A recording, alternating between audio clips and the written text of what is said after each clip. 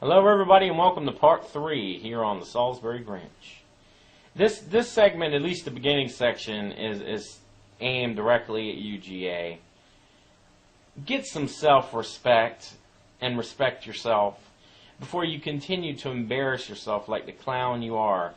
Listen everyone, this is a person that in the past Albero attacked, and instead of standing up for himself and having a set of balls to stand up to him, GA decides the best route is to cower around like a little beaten puppy, following Joe around at his little ankles.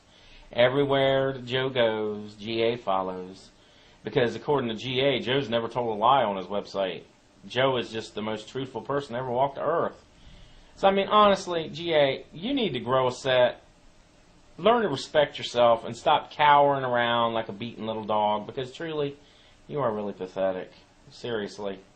You are more pathetic than Albero is. At least Albero puts his name, acts like he has from the beginning. You, on the other hand, are just a beaten little dog. It's sad and pathetic.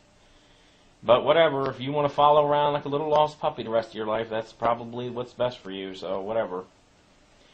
Moving on to anonymous comments. I have noticed over the period of time that I've been blogging that there's always an anonymous comment that comes on Salisbury News that aims the comments in a certain direction. You ever notice? If something's not going the direction that it needs to go, there'll be a miraculous anonymous comment that takes it in that direction for Joe. Gee, I wonder how many of those he leaves for himself. I bet the carpal tunnel that he gets from typing comments to himself gets bad at night. Bet you got one of those little wrist braces, don't you, Joe? It's kind of hard to be sitting here all day like this typing to yourself, isn't it? And, you know, I also find it amusing that all this time he complains about people not using their real name on posts, and yet he has contributors that aren't using their real names unless their legal name is Phronesis or Ganima, which, if that's the case, I feel sorry for their parents who named them that, because they really have some serious issues. So, and then, you know, the other part that so amuses me about Albero is his freedom of speech raping that he does on a constant basis. Freedom of speech was set up in this country not for people to say, oh, you know what, I dislike Barry Tillman's politics, so she's a drunk.